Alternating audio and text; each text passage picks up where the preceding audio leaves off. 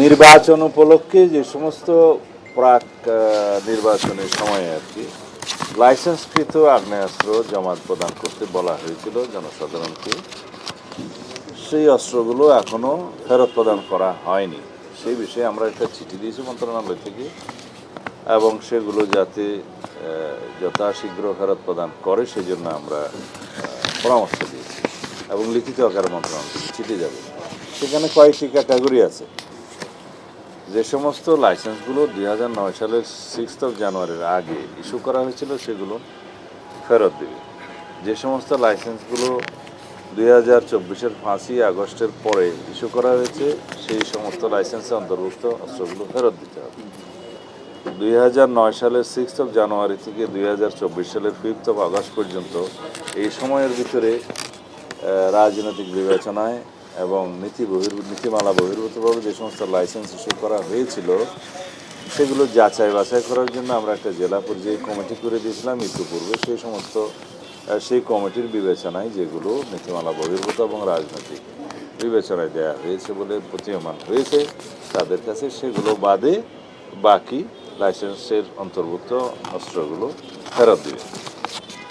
আর আরেকটা বিষয়ে আমরা বলেছি যে ইন্টারিম গভর্নমেন্টের সময় যে লাইসেন্সভুক্ত অস্ত্র জমা দেওয়ার জন্য একটা চিঠি দেওয়া হয়েছিল মাঠ পর্যায়ে, তাতে দেখা গেছে 10,000-এর মতো লাইসেন্সভুক্ত আগ্নেয়াস্ত্র, লাইসেন্সকৃত আগ্নেয়াস্ত্র জমা প্রদান করা হয়নি।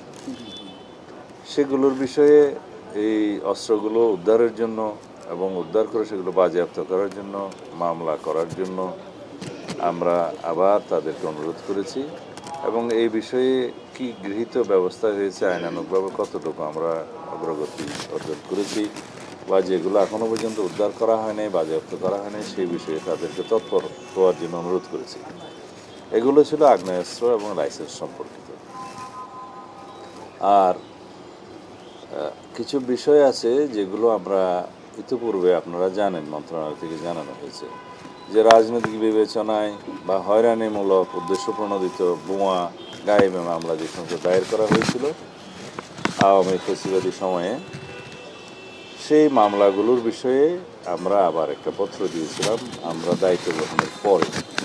ইন্টারিম গভর্নমেন্টের সময় কিছু মামলা প্রত্যাহার করা হয়েছে, কিন্তু সেখানে কিছু কিছু মামলা, কিছু শ্রেণীর মামলা অন্তর্ভুক্ত করা হয়নি, যেমন হত্যা মামলা, অস্ত্র মামলা, নারী নির্যাতন, মাদক পাচার, মানব পাচার, এই সমস্ত কিছু মামলা এই আওতাভুক্ত করা ছিল না তখন।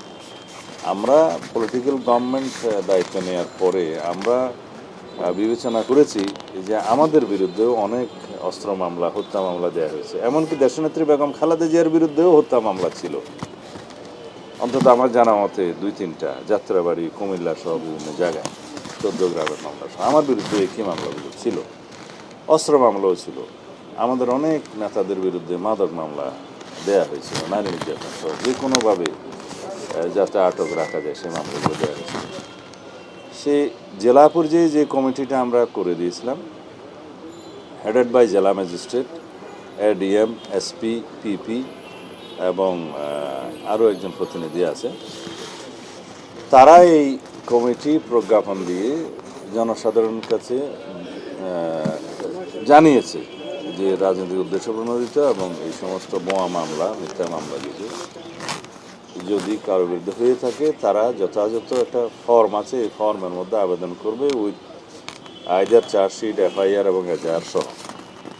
চার্জশিট হয়ে থাকলে চার্জশিট সহ, কোন আদালতে মামলা ইত্যাদি তথ্য উল্লেখ করে তারা সেটা যাচাই বাছাই করে যদি সত্যিকারভাবে সেই শ্রেণীভুক্ত মামলা হয়ে থাকে তখন সেগুলো প্রত্যাহারের জন্য সুপারিশ করবে। এগুলো প্রথমে স্বরাষ্ট্র মন্ত্রণালয়ে আসবে। আমরা এর উপরে কোনো আইনি ব্যবস্থা তাৎক্ষণিকভাবে নেব না, আমরা এটা আইন মন্ত্রণালয়ে পাঠাবো। ওখানে আইনমন্ত্রীর সভাপতিত্বে একটা কমিটি আছে, তারা ভেটিং করে যদি সঠিক পায় যে সমস্ত মামলা প্রত্যাহারের জন্য উপযুক্ত মনে করবেন তারা স্বরাষ্ট্র মন্ত্রণালয়ে পাঠালে আমরা CRPC 494 অনুসারে সেগুলো প্রত্যাহারের ব্যবস্থা নেব। এই হচ্ছে দ্বিতীয় বিষয়। আর তৃতীয় আরেকটা বিষয় আছে খুব গুরুত্বপূর্ণ।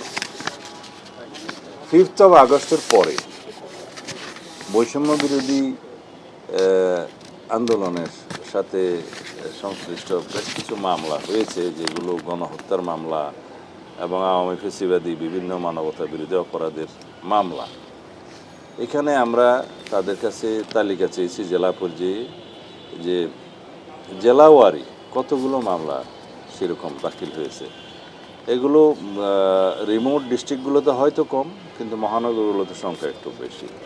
তাতে আমরা যাচাই বাছাই করে দেখব, যাতে আপনারা সবাই জানেন অনেক মামলার মধ্যে হাজার হাজার লোককে আসামি করা হয়েছে। সেগুলো আমরা যাচাই বাছাই করে দেখব সত্যিকার অর্থে প্রকৃত আসামি কারা, সেটা আইইউ তদন্ত কর্মকর্তাগণ এটা তদন্ত করে দেখবেন, এবং যাতে স্বল্প সময়ের ভিতরে সেটা ডিসপোজ অফ করতে পারে তদন্ত, সেটা দেখবেন। আর যাদেরকে উদ্দেশ্যপ্রণোদিতভাবে মামলায় অন্তর্ভুক্ত করা হয়েছে তাদেরকে যাতে নিষ্কৃতি দেয়, সেই সুপারিশটা আমরা করেছি। তবে এটা আইনানুগভাবেই হবে।